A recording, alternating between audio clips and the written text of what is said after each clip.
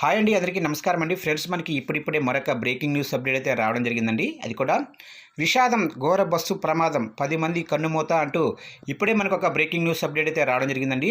అయితే ఇందుకు సంబంధించిన పూర్తి వివరాలు అయితే మన వీడియోలో తెలుసుకుందామండి. ఎక్కడ ఏంటి అనేది వీడియో మాత్రం ఎక్కడ స్కిప్ చేయకుండా చూడండి ఫ్రెండ్స్. అప్పుడే మనకి పూర్తి సమాచారం అయితే తెలుస్తుంది. ఇక లేట్ చేయకుండా వివరాల్లోకి వెళ్ళిపోదాము.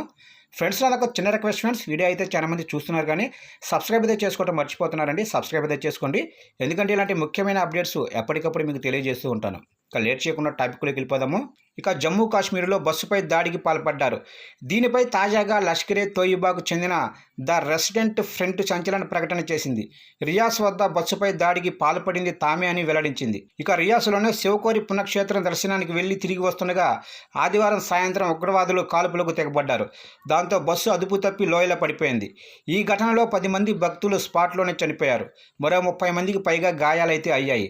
వారు ప్రస్తుతం ఆసుపత్రిలో చికిత్స పొందుతున్నారు. కాగా కాల్పుల తర్వాత బస్సు లోయలో పడిపోవడంతో ఉగ్రవాదులు అక్కడ నుంచి పారిపోయారు. ఇక బస్సుపై కాల్పుల సంఘటన తర్వాత భద్రతా బలగాలు అప్రమత్తమయ్యి చుట్టుపక్కల ముమ్మర గాలింపు చర్యలు చేపట్టింది. ఒకవైపు చర్చ ఆపరేషన్ కొనసాగుతుండగానే టీఆర్ఎఫ్ బాధ్యత వహిస్తూ ప్రకటన చేయడం సంచలనంగా మారింది. ఇక గతంలో కూడా ఈ తరహా ఉగ్ర దాడులు జరిగాయి. ఎత్తైన కొండ ప్రాంతంలో ఉండి కాల్పులకు తెగబడ్డారు.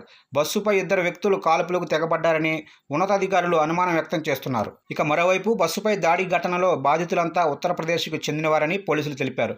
ఇక మృతుల వివరాలను తెలియాల్సి ఉంది. ది రెసిస్టెంట్ ఫ్రంట్ సంస్థ చట్ట వ్యతిరేక కార్యకలాపాలకు పాల్పడుతుందని గత ఏడాది జనవరిలో ఉగ్రవాద సంస్థగా గుర్తించి, కాగా లష్కరే తోయిబాకు అనుబంధ సంస్థగా టీఆర్ఎఫ్ 2019లో ఉనికిలోకి వచ్చింది.